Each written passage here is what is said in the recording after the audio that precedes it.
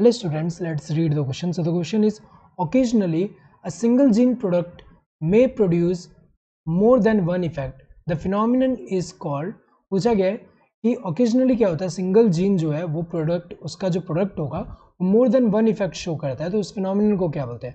Normally हमें पता है कि जो सिंगल जीन है, single gene normally single gene जो है इट शोज वन इफेक्ट, एक जीन एक इफेक्ट ही शो कर रहा है नॉर्मली. लेकिन कुछ जीन जो होते हैं, single gene is showing more than one effect, more than one effect. इसको हम क्या बोलेंगे, इसको हम बोलते हैं प्लियोट्रॉपी. इस फिनोमिनन को हम क्या बोलते हैं, प्लियोट्रॉपी बोलते हैं.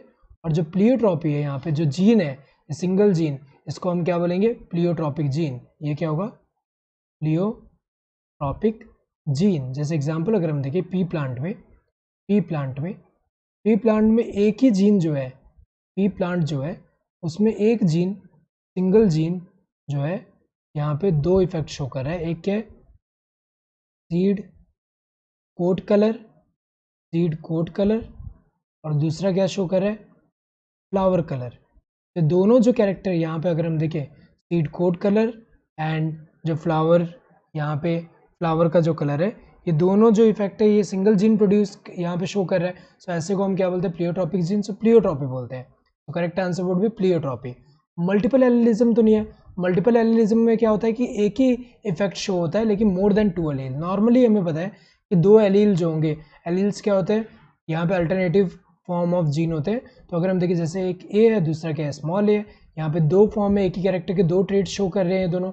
लेकिन अगर हम देखें तो यहाँ पे मोर देन टू एलील, जैसे एग्जांपल एबीओ ब्लड ग्रुप जो होता है, एबीओ ब्लड ग्रुप में I A, then I B and I O, ये तीन डिफरेंट एलील है सेम जीन के.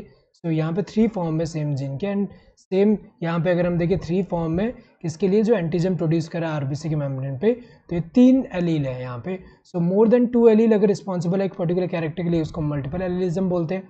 तो ये तो इनकरेक्ट है, क्योंकि यहाँ पे तो ये same effect, single effect show कर रहे हैं, मोर देन वन इफेक्ट नहीं.